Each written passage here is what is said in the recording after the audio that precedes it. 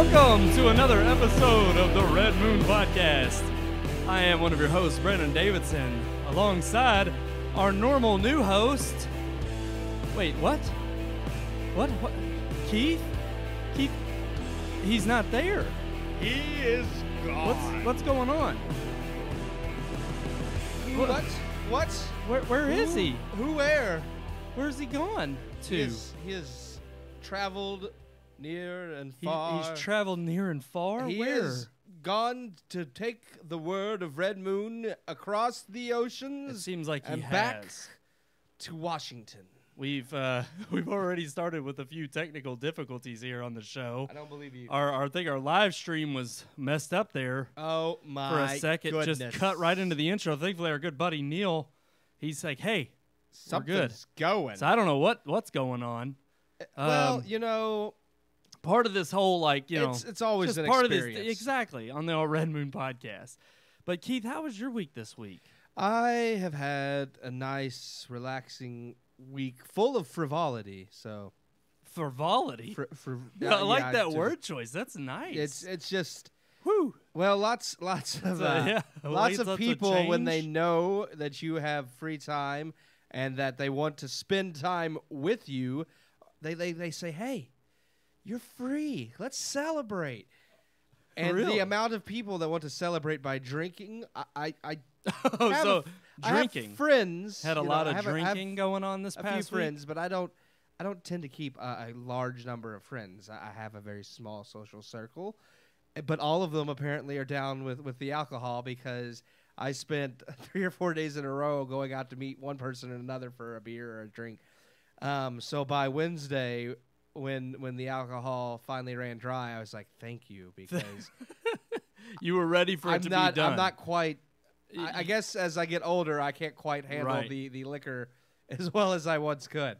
So it was definitely drying me out. I was like, I'm getting a little dehydrated. I need water, not alcohol, which is a shame because alcohol is more fun. Which it's not. You don't even have water in that cup. You've got nice in that But nice this is red coffee. Moon. That's this, coffee. This gorgeous cup right here. Is it just keeping you look at alive? that. It's Well, there is a good reason for our good buddy Sean not to have joined us this week.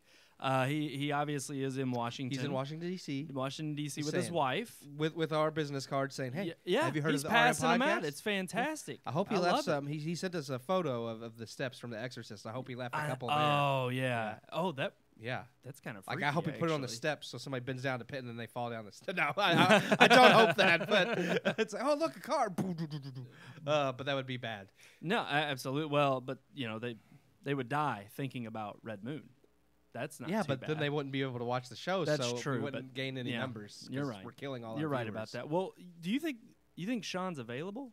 Do you think we should? I think Sean is so dedicated to this podcast, Yeah. that he refused, anytime someone leaves the show, something bad happens to them. They always are murdered in a graphic way, and he fought off, he went to those steps there where The Exorcist was filmed, and he said, "I will not die.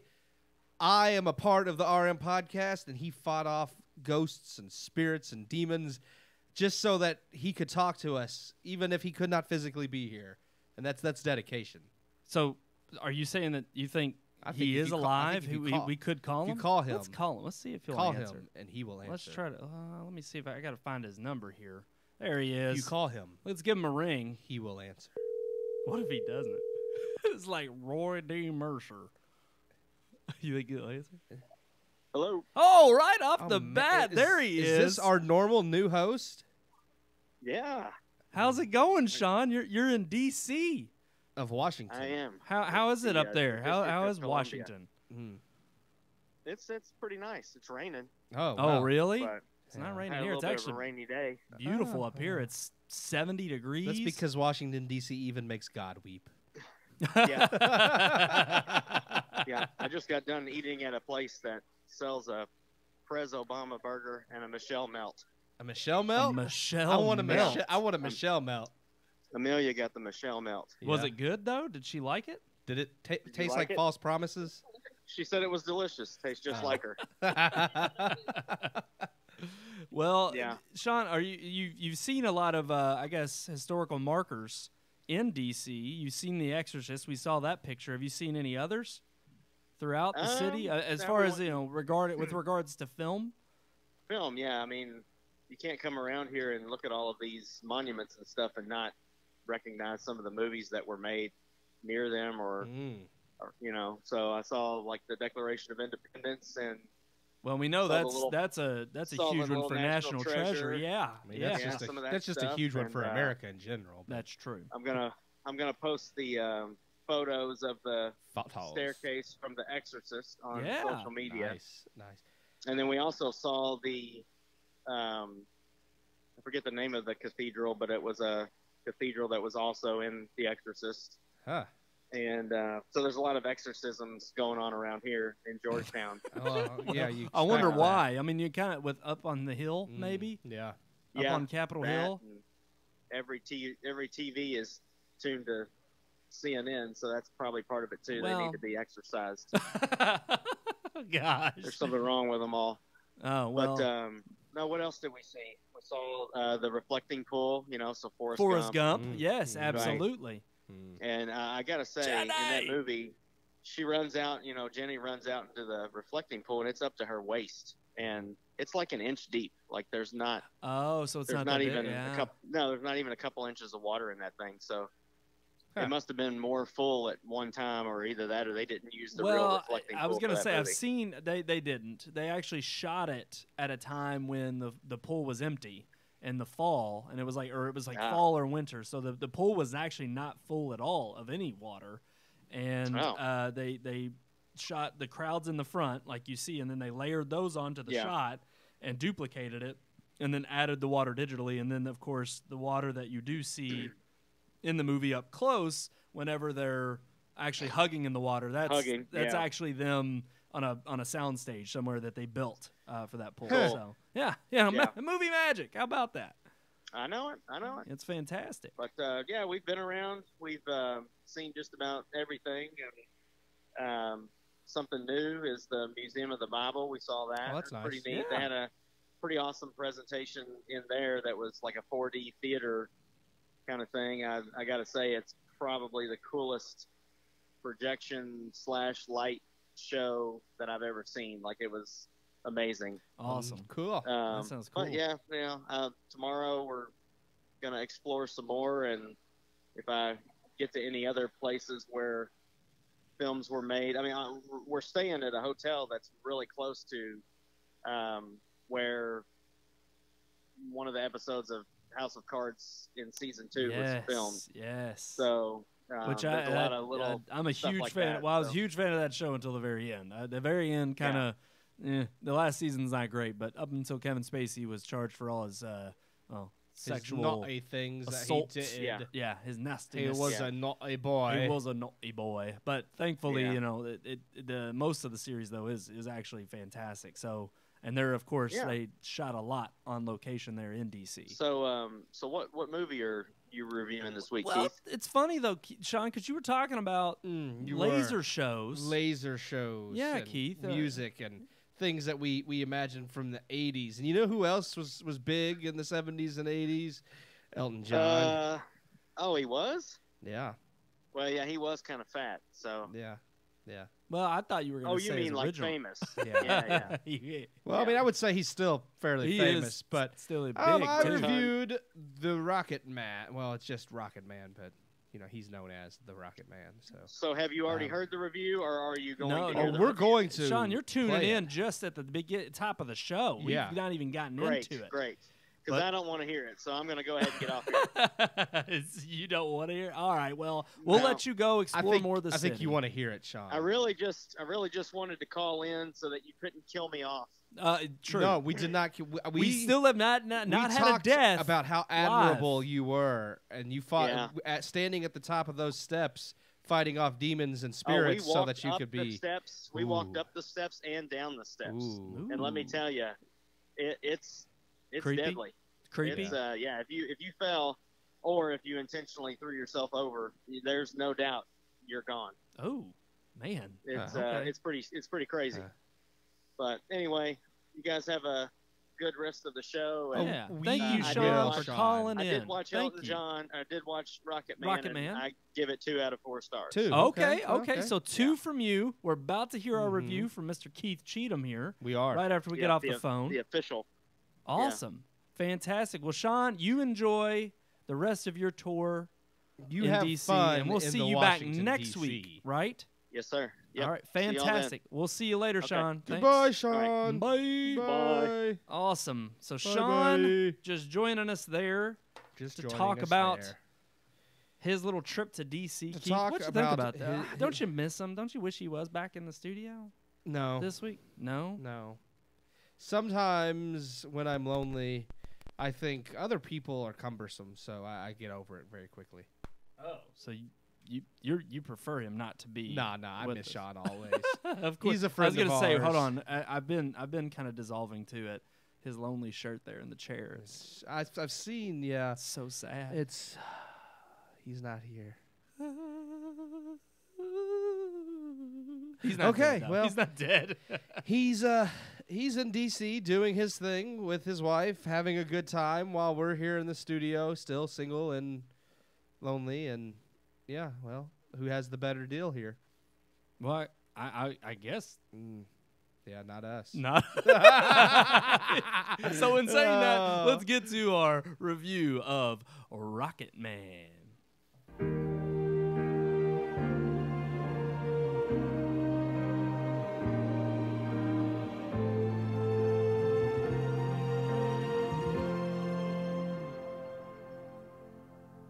Amongst fame and celebrity, many who make it big often spiral out of control into self-destruction. The biggest movie stars and singers often have tragic tales. Some meet tragic ends, others see the error of their ways, but all thought themselves larger than life. So is the case for Reginald Dwight, or as the world and history will know him, Sir Elton John. How do you tell the life story of a man who lived bigger than anyone and made it out alive? Elton John lived his life as if he were always putting on a show. He was flamboyant, extravagant, and filled with energy. So too is the film that tells his tale, Rocket Man. Starring Taron Egerton as Elton John, the movie starts with Elton in rehab, where he begins to tell of his life as a child, immediately breaking out into his song, The Bitch Is Back. This alone sets the tone of the film, and it's brilliantly vivid and fun. To tell the often insane story of Elton John, director Dexter Fletcher decided on a more whimsical approach, or as the marketing for the film best described it, an incredible true fantasy. And that's exactly what we get. The story of Elton John told through the lens he himself saw his life through. Does it make for a completely historic film? Most likely not. But enough details are there, and the main ideas and emotions are conveyed well enough through Elton's very own music that I walked away feeling I knew enough of the key details that influenced the man's life, and it intrigued me enough to read up on the facts. In this regard, I felt Fletcher succeeded with his film. We feel for Elton during the bad times and celebrate the good, but the film is still flawed. While the musical numbers are usually fun, a few feel lackluster and have weak performances when compared to Elton's delivery of his own songs in real life. If you're going to use the man's music to create the over-the-top world he lived in inside his own head, you have to at least deliver his music with the same energy he created it in. While most of these performances are great, too many feel flat to be acceptable. Just as the film fully embraces the energy Elton based his life around, it also does not shy away from the addictive lifestyle he lived. Nor should it, as these things are facts about his life. However, the film doesn't necessarily condemn this lifestyle either, which I found troubling. Elton John's health was greatly affected by his use of drugs and lifestyle, and while the film depicts this, even showing Elton John coming to terms with the fact that if he does not change, he will surely die, I never felt like it lends gravity to the fact that Elton was so close to death's door and barely escaped. Instead, the film feels as if he's saying it's okay to spend a life partying if you grow up enough in time. You won't have to suffer any consequences. While I don't feel this was Fletcher's intent, I just don't feel there was enough focus on the severity of Elton's actions. Instead, where a lot of attention in the film is focused is on Elton John's sexual orientation. Elton John himself was very adamant that his homosexuality played a major part in the film. He did not want the movie to shy away from it in any way. As with the drugs, I can concede that this is a fact of Elton John's life, and as such shouldn't be skipped over in the film. However, there is a difference in avoiding the subject and showcasing the subject when it has little bearing on the overall plot. Many of the sex scenes and excessive focus on Elton John being gay felt unnecessary, and only there to push an agenda rather than to add to the man's story. You don't have to be graphic to get a point across, and it played such a little part in his overall tale it just felt pointless. The movie itself is fun, and Taron Egerton does a terrific job portraying such a legendary singer. Elton John's music has always been fun, upbeat, and huge, and it makes sense his story should be the same way.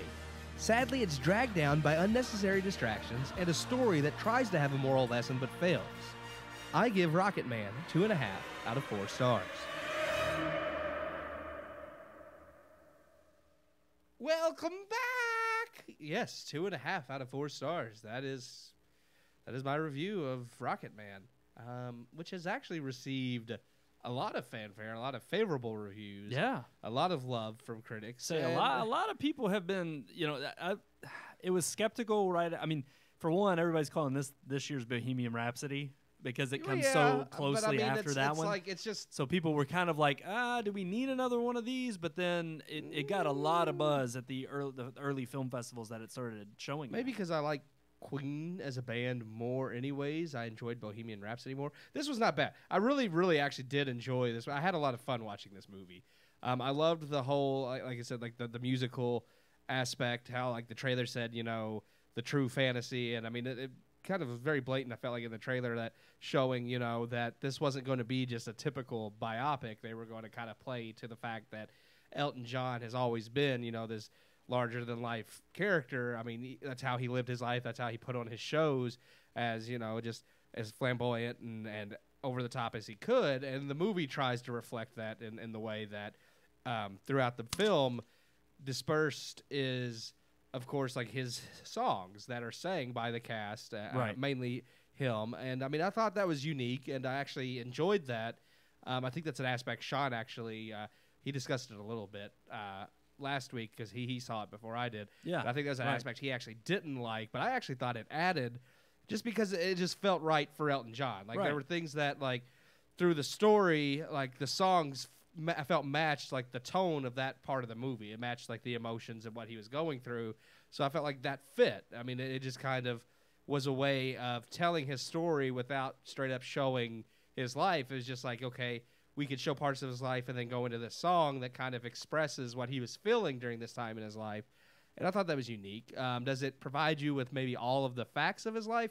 No, not necessarily. I'm sure things were tweaked and changed as they always were. Even Bohemian Rhapsody, the band itself, Queen, admitted that things weren't exactly the same, but they knew that going in. Yeah, they were okay with that because it's at the end of the day, the film's still got to play. That's why it's not a biography; it's a biopic. Exactly, and they've got to. You've got to.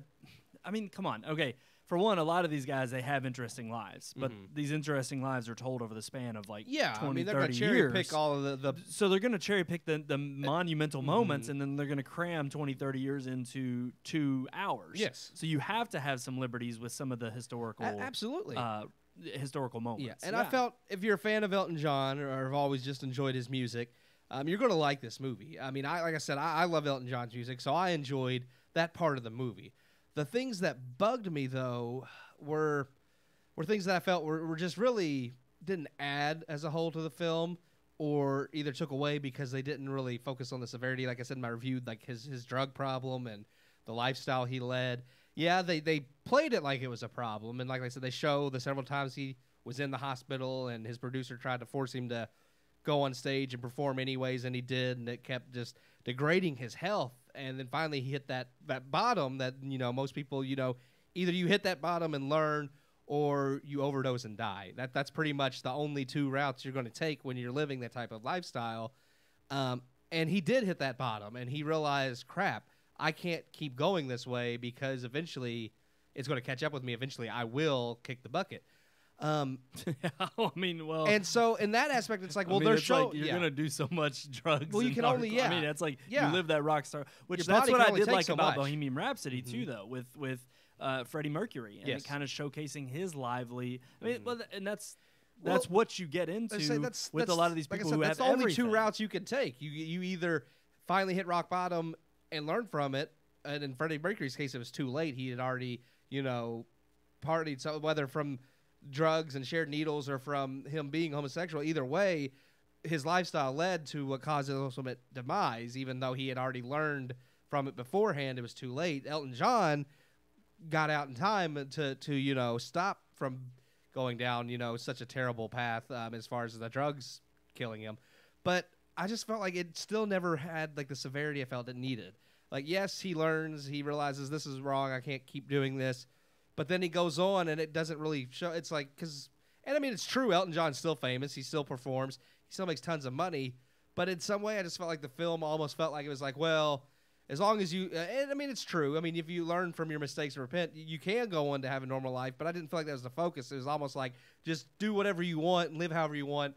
As long as you change in time, you'll be okay. And I was like, no, that doesn't. And I don't think that's the message. It was trying to sin, yes, but that's what it felt like. It was. But again, like you said in your review about it being, and even it was touted this way in its tagline with the true story or the true fantasy. And it's like the events behind a true fantasy. And so I wonder if almost he wanted to stick with that kind of, because for one, it's also different because Elton John is still living. Mm-hmm. That I think to do a story for him input, and with it, of course he had input, but it was also, I think, one of those things where because of that input and then also his own influence, he wanted to make sure it was told in his way. Well, absolutely. And how do you sit there and, to me, I think Elton John, and if you sit down and listen to an interview with him and personally get talk to him, he'll be very forthright and honest with you. Oh yeah, about the things that the hardships he's faced, but also the addictions and the things he's been through.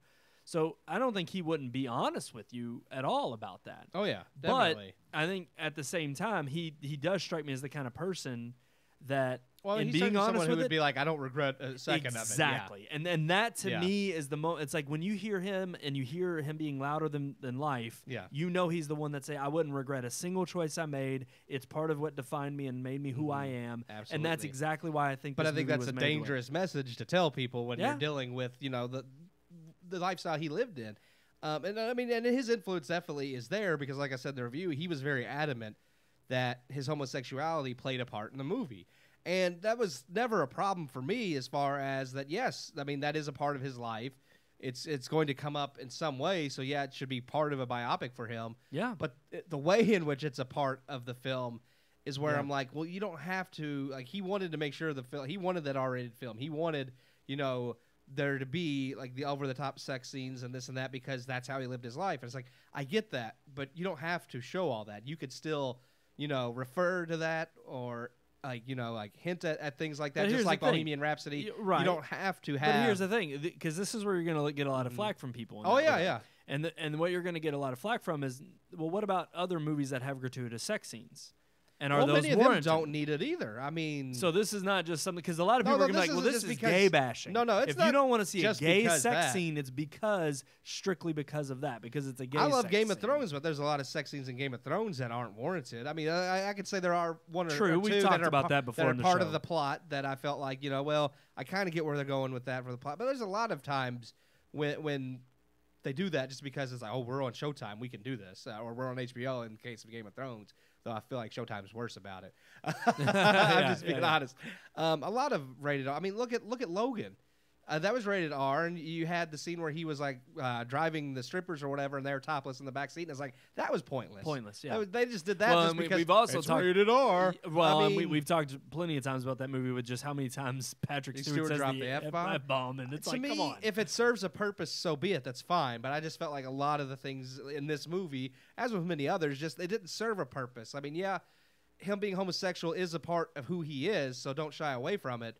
But in the overall scheme of the film, it's not like Freddie Mercury who died from AIDS, so therefore, his homosexuality did play a huge part in how his life ended up. It's not that homosexual doesn't play a huge part in Elton John's life, but the fact is, what the story this film was telling, it really wasn't a big part of that story. It was about his relationship with his lyricist and his manager that kind of almost nearly killed him because he was like, I don't care how many drugs you do or how many times you end up in the hospital. If you have a show that night, you're going to get out of the hospital and perform your show.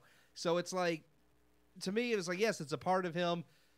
tell that tale, but if it's not part of the main story, you don't have to be gratuitous with it because it's not an integral part of the story. I was going to say that, and I agree. I think a lot of times any time you have rated R content, unless you're, one of our headlines this past week or this week is Quentin Tarantino Star Trek. Oh yeah, and it's like he's already that's belaboring the fact that it's like I gotta see that. True. Do I think we need an R-rated Star Trek? No, I don't. I do want to see his unique take on that. And that's kind of the thing. It's like when you walk into a Tarantino film, you know what you're going to get. Exactly, you're going to get a lot of swearing. You're going to get a lot of drugs, and that's kind of that's Tarantino style. And so, in essence, with this kind of being the first landmark key movie for this director, I don't even really think it has anything to do with that other than because he's a no-name. Yeah. But it's also the fact that it is Elton John's story. Yeah. And I think he wanted to tell the story that he thought Elton John would appreciate and a lot of his fans would appreciate and say, yes, this guy did live larger than life. And I think in his mind, it's like, if Elton John wanted homosexuality in the movie and wanted to push it, he was like, I'm not only going to just put it in there, we are going to have these sex scenes to showcase, because obviously that's – and again, are they doing it more so too because they kind of understand that notion that putting it in there, it's the shock and awe factor, that they know they're going to get attention, all the more reason because of it being – this over-the-top sex scene, this gay sex scene that you wouldn't get in other places or you wouldn't see. And it's like, for them, I think that's how they look at it is, oh, we're pushing the bar. And you don't see this in other – it's like other people are acceptable with straight sex scenes but not gay sex I can say this. It makes sense in the fact that Elton John being a huge LGBTQ activist, it makes sense that, the movie surrounding his life in some way, I guess, should be too. I can concede that it's like, well – it is in line with the man's viewpoint and what he himself would push. So I can't argue against that. Yeah, definitely. Which maybe, and all the more reason, it would have been, I guess, released in June, with Pride Month. It's not. It's like I give it 2.5, but not because I thought it was a bad movie at all. Like I said, I was entertained by it. I just felt like there were certain things really. I feel like I said, Bohemian Rhapsody, I felt like did a better job. Even it didn't do a great job, but it did a better job of at least showing that the lifestyle Freddie Mercury lived was a dangerous one. And I feel like it's not that this one doesn't say it's dangerous. They want to, but I feel like they just don't. They kind of give it a half-hearted, like, this ain't a good idea. But if you have fun doing it, you could still survive it. Yeah.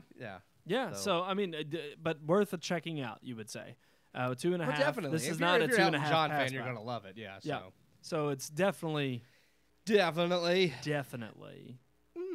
But you would say Bohemian Rhapsody, is it better? In what I enjoy Bohemian Rhapsody more. I do feel like just like with like the musical numbers and the cinematography, I do feel like this was a better made film. Oh, okay. I feel like the message. See, that was my only problem with Bohemian Rhapsody. I didn't mind it, but it was straightforward. Yeah, and it was nothing new. Yeah, and it's like other than the last scene with them at Live Aid, it was kind of like. I can definitely see why critics are praising this one way more than Bohemian Rhapsody. Right, because of its take on Elton John and also its interesting angle of how it tells his story. Yeah. Okay, awesome. Well, 2.5 out of 4 stars. You got it there for Rocket Man. Keith, before we move on to our headline this week, our topic of the week. The line of heads. The line of heads. I must say, while I miss Sean this week. I miss Sean. Look at his chair. Let's go to. Oh. It's gone. He's not dead, though. I'm not dead. I'm just away. In D.C. Yeah, that's Sean. That's Sean. Yeah.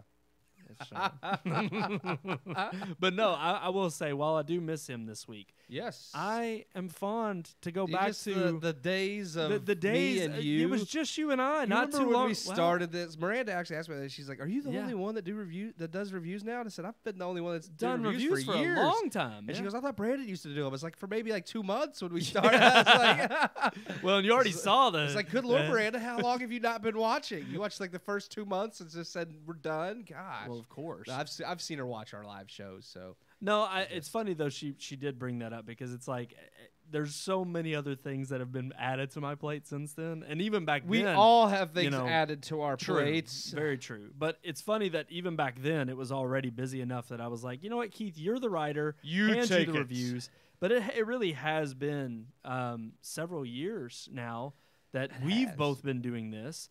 But I mean, Sean now has been a significant part of the show for, I'd say, the last 2 years. Yeah, I mean, we've done it. We're going into what, the 4th year? Yeah, Yeah, 4 years we've been doing this. Man, it's that's crazy, epic. And I so love the it. fact that it we is just we have to do us something two huge right now. for the 5th year. The 5th anniversary is going to have to be epic. I guess live wasn't epic enough. Well, I mean, that was good. But now what's next? But now we're going to have like ladies popping out of cakes and who knows what. Oh, whoa. Yeah.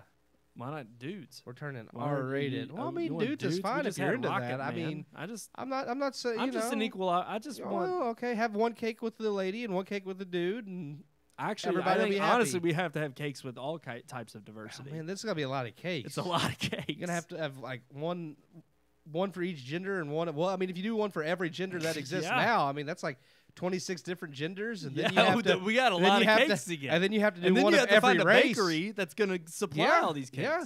Do we have Z and Zer bakeries? Yeah, we need all of that. I mean, come on. And then you have to have one for each race too. So then you have to like 26 different white people, 26 different African Americans, 26 different Asian people. I mean, It's a lot. It's gonna be crazy. It's quite a bit.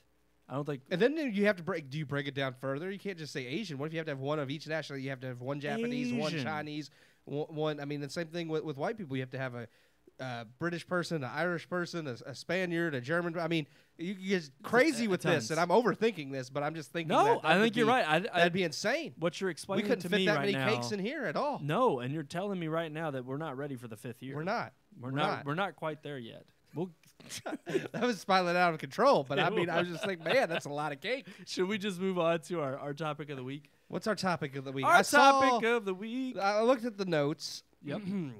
And I have to tell you, Yeah. What we are don't you have a lot of thinking? headlines this week. No, they're actually. I was very surprised. I was going through. I was researching. I was looking up our Screen Rant, Variety, Hollywood Reporter, all the normal sources, and I'm telling you, there was not a lot of going on this week. Tarantino's Trek being art. We already kind of discussed that. You Yeah. know, it is what it is. I say let it be. You know, like let them fight. Let Tarantino make his R-rated I was gonna film. say honestly, it's only And Hollywood because, releasing duds doesn't surprise. They've been doing that for years. It's just this year True. has been really bad. Well, and that's the one we're gonna hit on the most. Yeah. It's that one right there that we're gonna Yeah. talk about. But, I But mean, I am will say with interested. Tarantino's remake Yeah. or his rehash of what Star Trek is. Here's the thing. It's funny because it's like if he didn't have the legacy he Oh no, he no, does definitely. on film, People would. yeah, I wouldn't I really would too. care because then it's like you're tarnishing this legacy of Star Trek. My thing is, I love Star Trek, and yeah, if anybody just came along and was like, "Let's make it an R," I was like, "No, that's not Star Trek." But because it's Tarantino, and I know who Tarantino is, I'm like, you know, I kind of because I can kind of separate that. It's like you know, Yes. this may not be part of everything else that's Trek, but a Tarantino Trek is still something interesting enough that I want to see it. Yeah. So I'm yeah. the same way. I feel the exact same way. So I'm just like you. I'm like, hey, bring it on. I'd love to see. Let's do it. Let's do it. Well, wait, but it's in writing. Yeah, It's being written. We'll He see what hasn't happens. officially signed on yet, so we don't know. But yeah. Paramount's not real. They're all over the place with the Trek they're franchise fickle. right now. So, they you are. know. They're trying to get anything to save it, to save Yeah. the series, Yeah, and they maybe want that would work. Who knows? I mean, the other I'll reboots tell you did what, well. the but- Picard series. I mean, I haven't watched any of Discovery because I'm not paying for CBS All Access. I Yeah. just getting into streaming services now. Which yeah, that's yeah. our big topic. But well, not our big topic. there are other ways I could watch Discovery that I thought about. I just haven't really had the time to devote to that to a new series. But then when they announced that they're doing the Star Trek Picard and that. Oh man, it's Patrick Stewart. Sorry, Yeah. I forgot his name for a second. With that, he's coming back, to play an older Picard. I'm like, you know what? I'm still not gonna pay for it, but I'm gonna watch that series. So, Yeah. Well, interesting. I just ever since the reboots that they did well, marginally. They were in fun theater, for what they were. but it was mostly like I will say, Into the Darkness. The second one wasn't that great, but Beyond then they was ended up doing lot better, Beyond, yes. and it ended up being way better than I a thought way Into a way more Darkness. fun ride in the theater, and it was exactly what you were kind of expecting since they kind of dried up and were getting stale. And it's like to see them go back to something that could be a little bit more of a risk, Yeah. like a Tarantino Star Trek. Like you said, I can divorce that from the rest of the series and actually give it a chance. It was more fun, but at the same time, the story though still felt more like classic Trek than the other two kind Yeah. of did. So it was interesting because they blended kind of two things, but it worked. Whereas, I mean, Star Trek like the reboot JJ did and Into Darkness were good, Especially, that first one, which started the whole thing. But Beyond was just a lot more fun. I was happy with that one. Which is interesting because I believe was that Justin Lin who had done Fast and Furious. So, yes. So yes. that's that was him. that is, yeah. I mean, and that was the thing. He made it a fun ride. I mean, he made it his own, and it was unique and fun, and that's what I'm saying. Like, let Tarantino do that, And if you don't like it, that's fine. You could toss it out and only watch the Star Trek you want to watch, but But okay, so you also brought up streaming. Yeah, you brought up streaming. And it's not our big topic of the week, but it is kind of interesting that AT&T is talking about charging a little bit more than what other new streaming services are that are coming out of the woodwork. They plan that theirs is going to be the Netflix killer, which everybody is. That's what they want. Apple wants to be the Netflix killer. Will they? Probably not, But then again, it also a lot of them are undercutting Netflix to do that. Yeah. So you got Disney Plus coming out at $5. We're not undercutting anybody. We're going to be so damn good. You're going to pay more for us. Yeah, well, now it is including HBO, Cinemax, which is and smart. Warner Brothers Home Entertainment. Yeah, absolutely. So I mean, with that alone, you do have some heavy hitters there. It's a good move. I mean, that alone, paying, because HBO is like $17. Isn't it $15 a month? That's like $16. I mean, for it's HBO Go or something. It's already like $15 for any of those. If you want HBO, Showtime, all that, you're going to pay $15 a month for each one. So to have those wrapped into AT&T service already is tempting. It's like, I don't watch anything on HBO anymore now that Game of Thrones is over. But if there was something that I did want to watch, it's like, well, why pay for just HBO? Pay $2 more, pay for AT&T, and get all of this. And they're even talking about DC's streaming service is already looking at getting the axe because it's not getting enough subscribers. Yep. But that's owned by Warner Brothers. So who's to say they're talking like some of those shows? Maybe they get lumped in. They could just with some of which what I think is the they've smart already move created. To begin with. It's like Disney's streaming service. They're not making a separate Marvel streaming service. Marvel properties, along with Star Wars properties and anything else owned by Disney. Exactly. And that's probably what I think they should have done to begin. Like Warner Brothers should have had if you're going to have a streaming service, you have to have a massive library because being very just specific, specialized on certain things is only going to work if you have a huge demand for that. Exactly. So it's not that people don't have a demand for DC, but it's like, is it big enough to warrant its own streaming service? And it's not looking like that's the case because they're struggling for subscribers right now.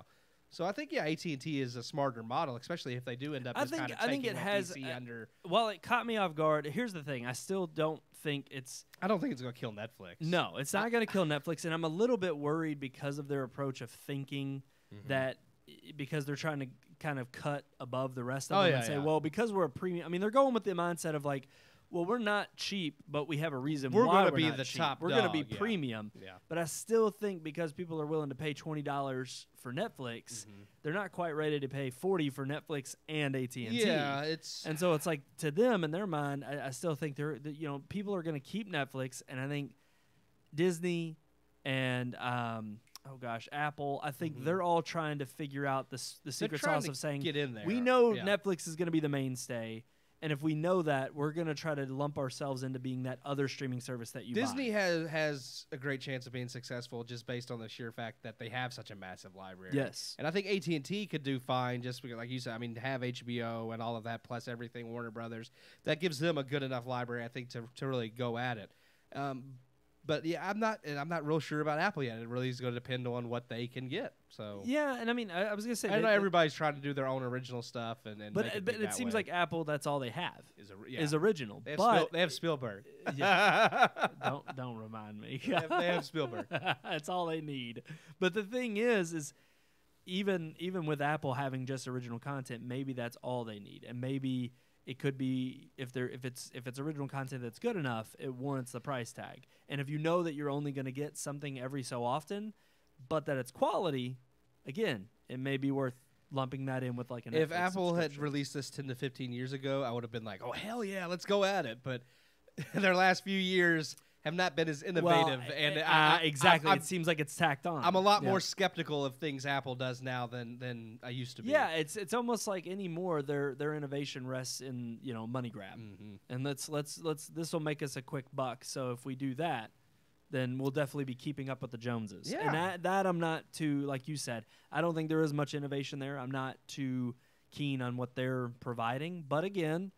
I'll see what I just feel content like they used offer. to, they had everything fully thought out before they released something. Yes. Now it's like, oh, we came up with this idea, let's release it, and then we'll just make it better with each No, it's not new even that they iteration. came up with this idea. It's like we're going to Or we're gonna take this, take this idea from something and we're going to refine it. Yeah. And they always talked about refining anything, but even still, But then it it's comes like, out and it's not as it doesn't do all the things that right. It's not quite the refining that they used to do. They get there if you wait 2 or 3 generations, or and they then just it's cancel like, it, like AirPower. Like you know? the Apple Watch now is the Apple Watch I felt like Steve Jobs would have released upon I don't know upon its release. Yeah, it's like I feel like Apple Watch now is what it should have always been, but Right. it took it till Series 4 to get there. right. So Right.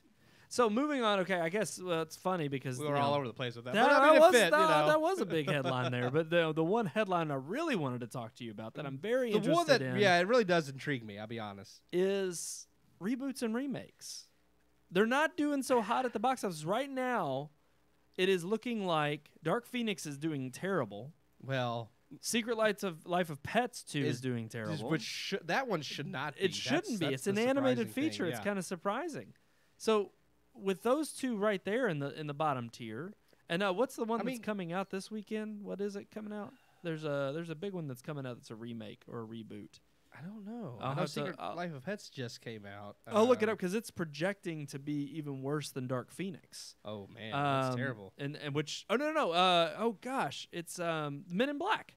Oh, So Men in Black yeah. is International's releasing. Wow. It's already scoring as the worst in the series on Rotten Tomatoes. But it's looking to be the worst release gonna of be all honest in the with series. The first trailer they released of that, I thought this looks like it could be a return to form. I did too. Subsequent trailers they've released, Not so much. I have mainly because after the first one, the series really went this route of being a lot goofier and being more like they kind of toned it down for kids because they knew kids really like the first one was meant as a film, not necessarily for children. It's just an adult film. I mean, it had adult humor. It was PG-13, but they knew kids watched it and enjoyed it, so they did what they do with a lot of series like that, and they kind of dumbed it down because they already knew they were going to attract that child audience.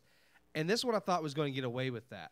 Like they were going to go back to more to form. And then I saw some of the later trailers with like the little bitty alien, and he was in the first trailer, but I thought, okay, he was just like a small part. No, it shows him like kind of with them throughout different parts of the film. So I was like, oh no, if he's going to be like following them around, like he's going to be that annoying little pest like Jar Jar Binks. When I saw that, I was like, oh man, this may not be that. Yep. So this looked like it might still follow some of that silliness, and I'm like, I hate that because the original was so clever. Yeah, no, I completely agree. Now, here's the thing. With that being the case... And that's the case you're with already, a lot of remakes and sequels. Exactly. Yeah. I was going to say, you're already kind of putting forth your opinion on just Men in Black in general. Yeah. So, with remakes and reboots, I mean, because we saw kind of a renaissance where I thought we were having a lot of remakes and I mean, we just reviewed Godzilla, King of the Monsters, which I guess you could say is not... It was okay. It's not a remake or a reboot. Well, it is a sequel. It's a sequel, but the original... that it's a sequel to, the 2014. Well, that would be like a reboot. That is a reboot. Yeah. And so with that being a reboot, it's kind of like, but that one kind of started off, it was good. Well, and we've seen a lot of Star Trek. I think it goes down to like what we've said so many times is it depends on the quality of the film. It's not necessarily that remakes and reboots. You just love them together. You don't have to say remakes and reboot. It's just reboots. Reboots are terrible. It's not just that those are bad and sequels are bad in general, but when you make like... If you do it really well and it's a good movie, people are going to respond to it. When you make it terrible, it's almost like it's twice as bad because you already are wary of it because it's a remake or a sequel, and you're like, man, will it hold up to the original? And then when it doesn't, or when it tarnishes the legacy of the original, then you hate it that much more because it's like, man, this was nothing compared to the... So you immediately are like, oh, this is a cash grab. Yeah. And the only reason they made this was just to make money. So off yeah, of it. definitely I think remakes, sequels, reboots, they could definitely, if you don't get them right, eventually people are just going to get tired of the whole thing, just like with the live-action Disney films. After a while, when they're nothing special, and you hear they're making another one, you're just like, why? Everyone you've made is... So then you don't look forward to it. And then, this is what you end up with. You end up with Hollywood that's having a pretty bad year because they're making subpar movies that people are just disenfranchised with. To me, that seems to be the problem. The problem, I think, is that Hollywood in and of itself has depended too much on these remakes and reboots. And because they've seen the financial success of good ones that have come out, and they've entrusted it in the right hands, and they've put it with people who have successfully rebooted whatever the series is. The problem is now it's like they're kind of seeing that success, and the one I really think of, honestly, is Ghostbusters being absolutely awful in its remake. But the whole point of that remake was so that they could make a universe out of it. And so to me, it's like what they're doing. They made a whole studio for Ghostbusters. Right. I forget what it was called. It's like Ghostbusters Inc. or something. I don't know.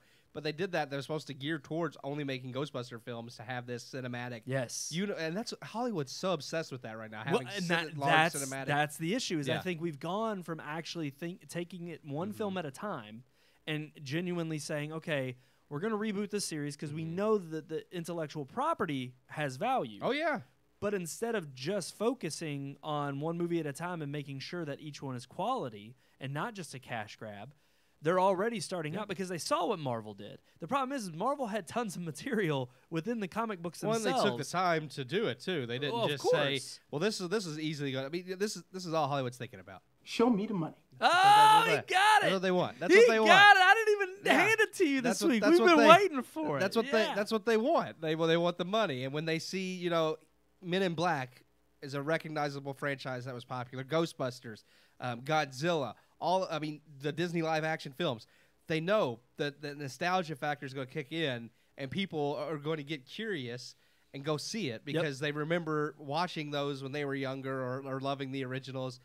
But then when you don't deliver, you make that... It falls flat. Yeah, people they get that much more angrier, and they're less likely to come back and see more. Okay, it does two things. To me, it tarnishes your own legacy because, for one, you tick people off who are fans of the original. And they don't want to see that remake. But then you also, the other problem that you have is that the whole point of these things are to generate new audience members, especially young children, to say, oh, yeah, I love that movie so much, I'm going to go back and watch the cartoon. But when the parents are turned off by it, and then you have the kids who are probably like, nah, it wasn't that entertaining because it wasn't like, the animation style and the colors that pop up on the screen. Because you could get away with saying, it's just eye candy for kids, and you have the depth there for parents. But if you don't have that in these live action films because the kids are not entertained, because it's just like any other movie they may turn on, you end up falling flat. And you end up having this problem of like killing the legacy that you created and the nostalgia that it was supposed to be built around. And that's just the Disney reboots and remakes. But never mind all these others else, that are ultimately caught up in this cycle of, now everything's got to have these huge worlds. Well, a lot of them miss the point of what made the original so great to begin with, like the RoboCop reboot. Yes. Like completely missed everything that people loved about the original. I mean, some of like the camp and the shtick that was in that, which was a commentary on big business and a lot of the events happening at the time. Yes. They completely like left a lot of that out and just went for the pure action movie. And it's like anybody can do an action movie. That's not, why people loved RoboCop. It was everything else that made it unique and different from other action movies. That is why you loved it. So, I mean, and that's how they are with, I think, every other remake, like Ben-Hur. It's just the remake of that was just a generic like revenge story. It wasn't the same Ben-Hur that won 11 Academy Awards. It's like when you miss the point of why people love the original, you're not going to make a good remake. No, and it's going to fall flat. I think once you make that decision to remake something that's a classic anyways, you've already missed the point. It's like if you think it's a good idea to remake it, then you never understood it to begin with. Absolutely. I couldn't agree more. I could not agree more. Absolutely. I mean, that's pretty much our opinion then. Our opinion. Our opinion really kind of falls, I don't know, almost in the middle. It's like we were happy with the reboots and the remakes, but now because the companies, and production houses have become too dependent on them to make money off of, they really have lost the point. And so they've lost our interest. It's true. So with that being said, Keith, are you ready to move on to our unique weekly segment? Well, I suppose I am. You are? I am. I think let's move right into it. Moving right along. Multimedia.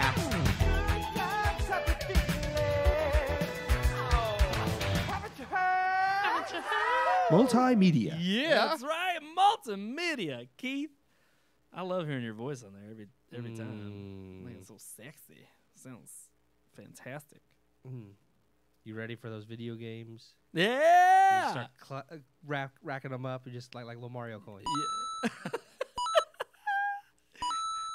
See, I knew you'd just have get them fun. all. You just get them all. Yeah. I knew you'd have fun with it. E3. I've been waiting for you to get a feel for the Just buttons. get a. That's what it'll feel like. Up. That's what we're gonna go with. We're just gonna keep going. Heck yeah, we are.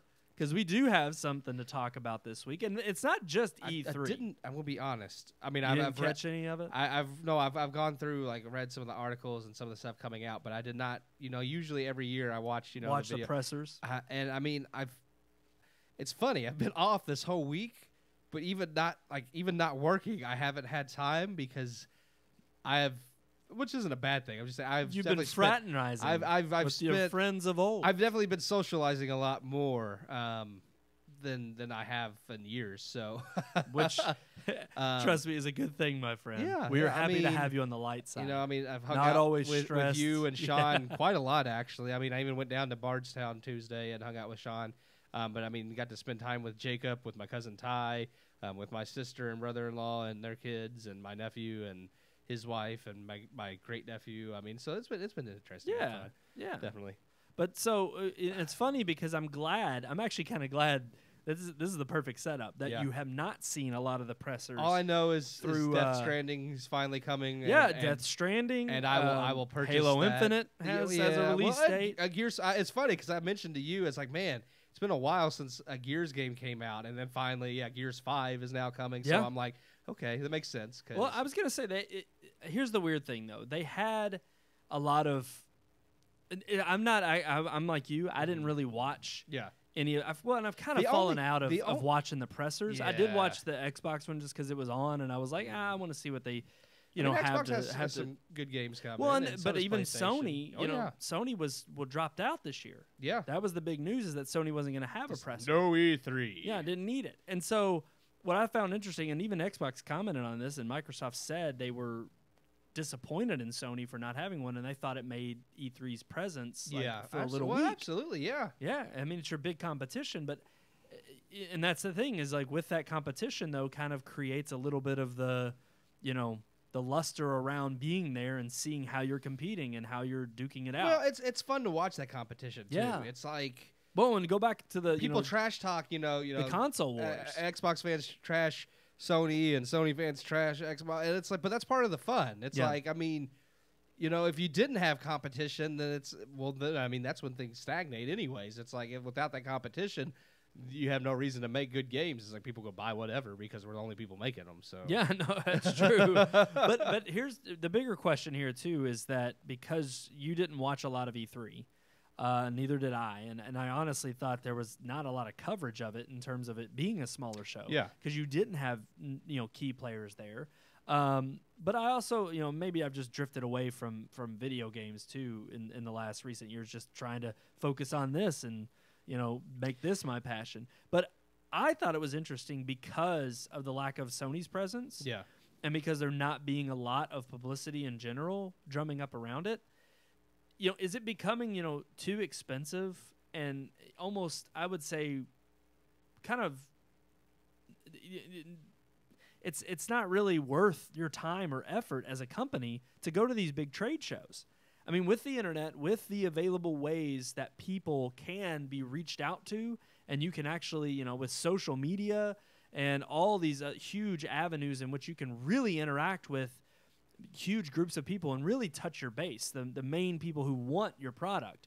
It's like, is it really worth having these huge exposition center trade shows like E3 and not just for gaming, but a lot of different things? Is it really worth the time and the effort and the money that it takes to have those, or is there a more personal touch? I mean, it is interesting because Nintendo's been doing, their I forget what they call them now. Because they've bowed out of E3 for several years, and did their own thing, and they still released it at the same time as E3 and showed everything, but they just weren't at E3.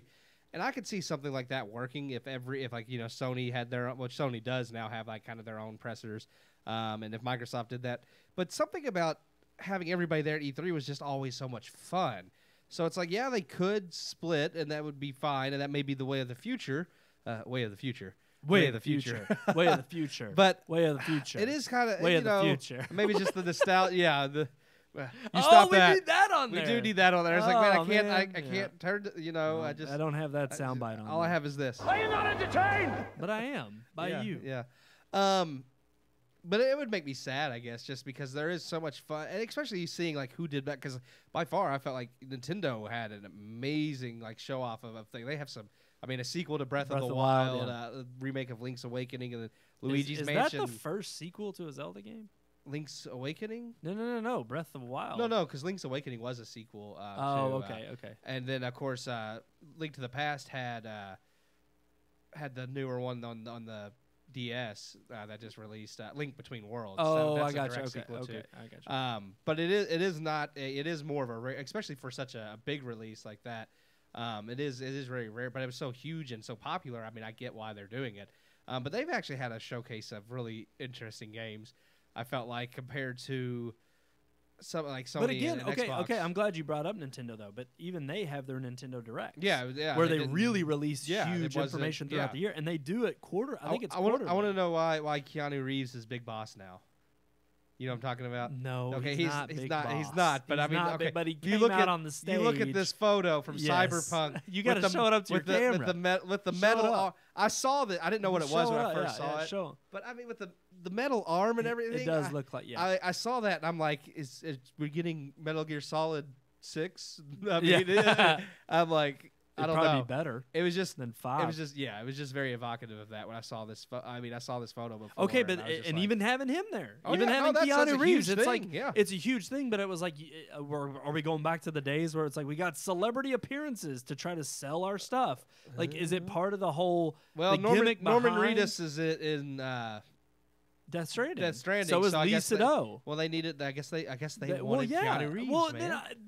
okay, I don't know. That's not the We're problem. gonna No- hire actors to play characters in our games now. well, yeah, no, and they would. Well, that's what he is. He's in that game. That's why he was on Exactly. stage at E3. I know. Yeah. I know that. And but I'm saying like. Oh yeah, I mean, with big name actors being a part of a game, but the thing is, Death Stranding is not having presser events where they're That's bringing true. out Norman Reedus and Lee Sedol No. and Mads Mikkelsen. They're not bringing them out to parade them. They're showing well, the no, gameplay I mean, and they're with showing the Cyberpunk, story, You know, they and were, it sells it. It was definitely like, hey, let's bring out. They're definitely using Keanu Reeves as a selling point for that game. No doubt, no Yeah. doubt. But that's my point. Is it's like with these kind of conventions, you need to have that presence there. I mean, it's the same reason why you have Comic-Cons where they bring Oh, the yeah. celebrities. But the main thing Comic-Cons have going for them are panels where you can go and talk Well, they to have, them. yeah, And they obviously have they don't have that huge- with games. As No, much, so. or you just don't have it at E3. That's Yeah. not what it's for. E3's it's Well, a it's boutique. to show off It's a the- showcase.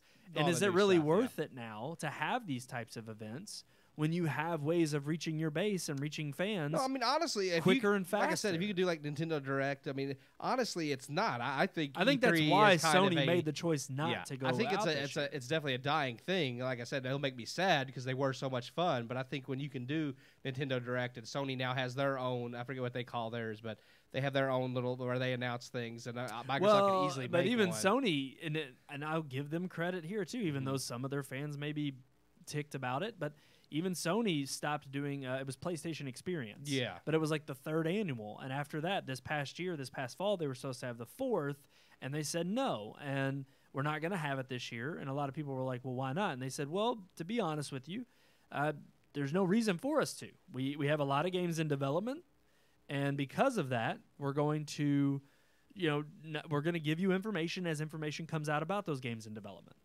And if we don't have anything new to add, we don't want to keep stirring up the pot and getting people hyped up, and also having our software companies pretty much have to develop things just for these shows, and it puts them further behind their deadlines. True. Because they're trying to make these appearances at these big trade shows. And it's like, to me, I find it more productive to say Before for the age- longest time we've yeah. had problems in the gaming industry in general. And we've had these issues where it's like a lot of things are showcased 2-3 years from its release Yeah. date. And I'm like, no, I'd rather have a freaking Grand Theft Auto 5 where they start releasing trailers and in 6-7 months Yeah, it's out. it's out. And it's Absolutely. like that to me makes sense. I think in today's age, like back, before, the internet was so huge, you could have these massive events that actually had, you could watch back in the days of Tech TV, Yeah. which were wonderful. Yes. And you actually had coverage of E3 before the internet was quite as big as it is now. It's like it made sense. But now when you could just upload a video with a trailer online and say, hey, this is what's coming in the future, you don't need the show off. You don't need that boutique like E3 as much. There's other ways to get the news across to people of what's coming without, like you said, putting all that time and money that takes away from the development of the games. And I agree with you. I wish they would wait until a game was pretty much close to going gold to be like, oh, by the way, this is coming out in like 3 months, and that would mean people would love that. Right. Well, and that's why I think, to me, and maybe it is just for the gaming industry, we don't need these conventions, because I do think of other things like WWDC. I'm a tech nerd, so I'll watch things that Apple puts out and Apple keynotes. But then again, that's an independent, marketing strategy for them that they're putting out for their shareholders, but also the common Joe to get hyped about their products, and they do that on a regular quarterly basis, and they do it themselves. And it's to sell only their stuff. Then you have other things that are just a bunch of third parties, but they're more for, organizations and corporations like NAB, which is the National Associations of Broadcasters. It's like they come together and they have these big convention events where all these different vendors come in and try to sell their production equipment. Yeah. And it's like, so for that, it makes perfect sense. But for me, and I remember when I was younger and I wanted to go to something like E3, and I'm looking at the price tag, and I'm like, holy crap, I can't afford to go out there. And even if I could, it's only like 3 days for, to be out there. And then back then at least there was some hype about all these different, that was really the only way you could learn about all these types of games and everything that was coming out. But then, like you said, turning to the internet, finding the content there, it kind of made it worth my while to just go on there and find it. Yeah. Watch the whole E3 on the interwebs. That's right. So what do you say? Conventions, no conventions? What do you think? I think in general, like I said, conventions are fun. And I mean, there is, I think like Comic-Con is coming nowhere close to dying off. But I do think E3, we're seeing maybe the beginning of the end with when people start pulling out like that, because it's not the only place to showcase, at least like with the major, like I could see it maybe staggering on with game developers like Bethesda and Activision. They're going to be like, yeah, we can come in and showcase our stuff because, they don't quite get the attention that but even Sony them, or Microsoft did. But I eventually see them going away because they'll say, well, why do we need to pay this much for a booth and this presence at this one place when we can really just throw up a YouTube channel and get all of our fans in the same boat, and we can do it from our own offices with our own equipment, and we don't have to pay all this money. It's like cable television. Its days are numbered. Its days are numbered. Cable television's days are very numbered. There's a reason why they call them cord cutters. Okay. Oh, yeah.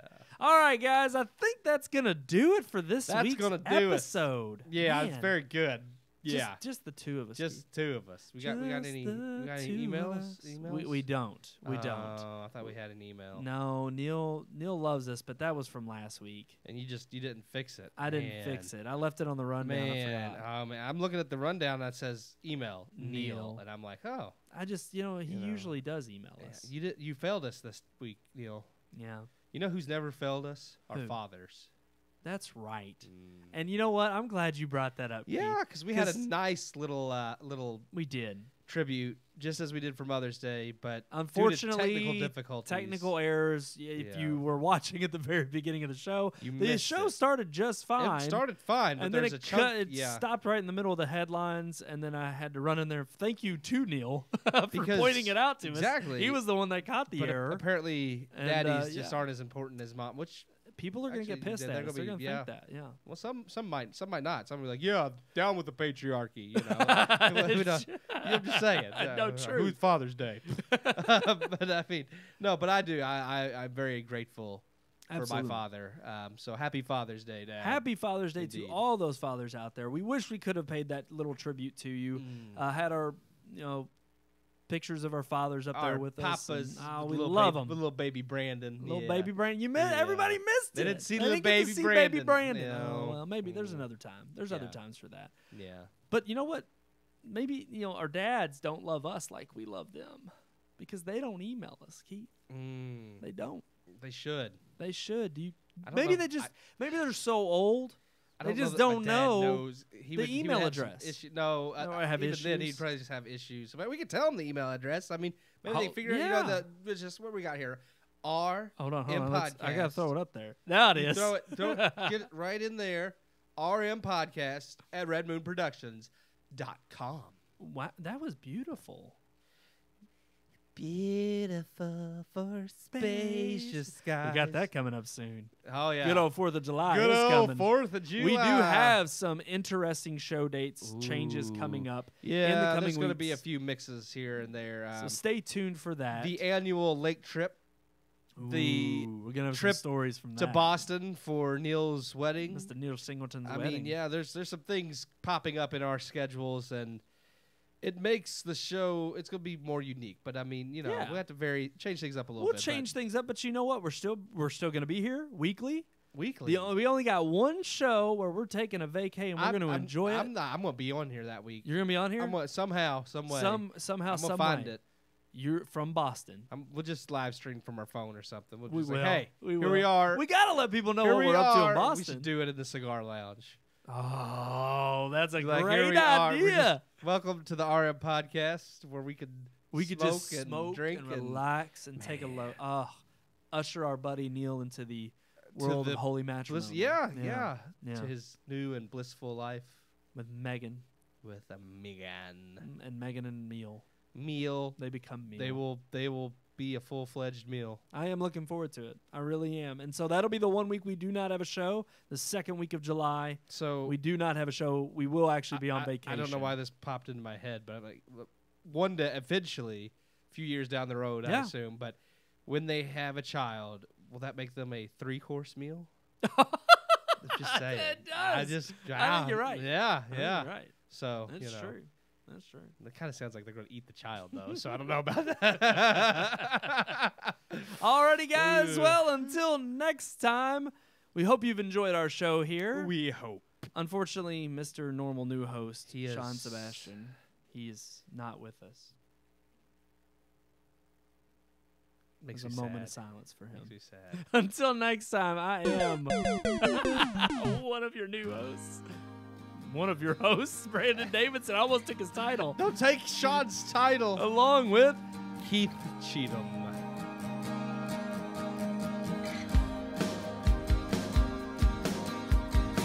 We hope you enjoyed this week's episode. For more reviews, previous podcast shows, and everything Red Moon, visit our website, redmoonproductions.com. You can also like us on Facebook or follow us on Twitter by searching for Red Moon Productions, LLC. We'll see you at the movies.